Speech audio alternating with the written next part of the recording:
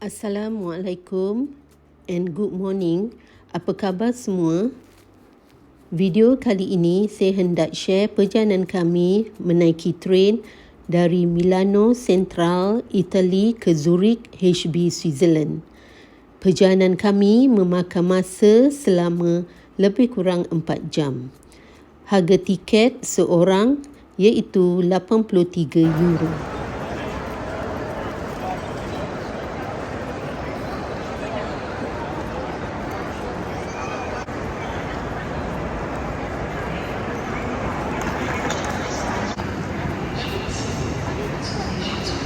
Inilah train kami untuk ke Zurich.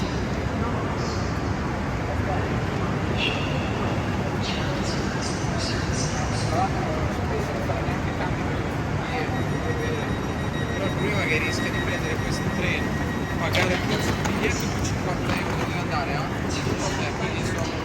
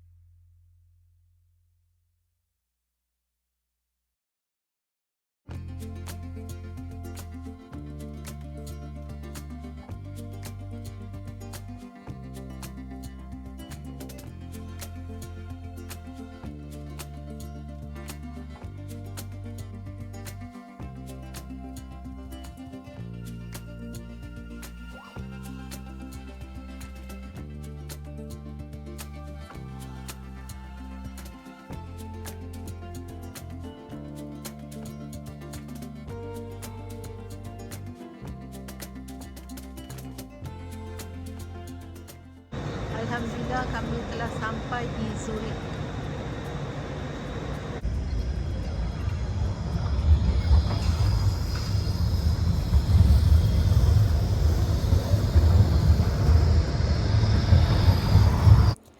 Alhamdulillah kami telah selamat sampai di accommodation kami di General Wheels Trust, Meilen, Zurich, Switzerland. Beginilah keadaan Airbnb kami. Ada fridge,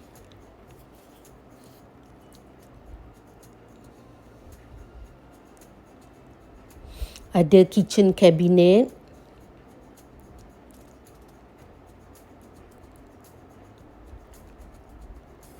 ada kettle, toaster, dishwasher, stove, oven, microwave, pinggan mangkuk, cawan, periuk, cutlery, meja makan, sofa bed, TV, iron.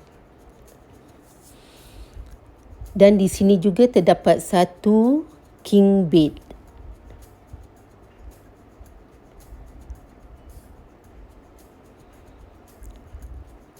Satu single bed.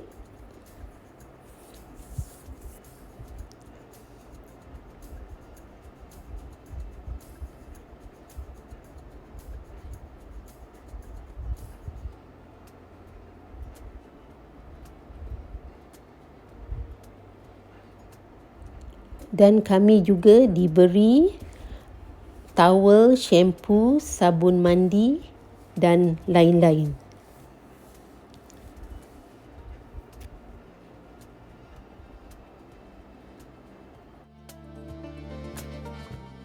Inilah view sunset di Zurich Lake yang begitu indah berhampiran dengan accommodation kami. Terima kasih menonton video saya dan nantikan video seterusnya.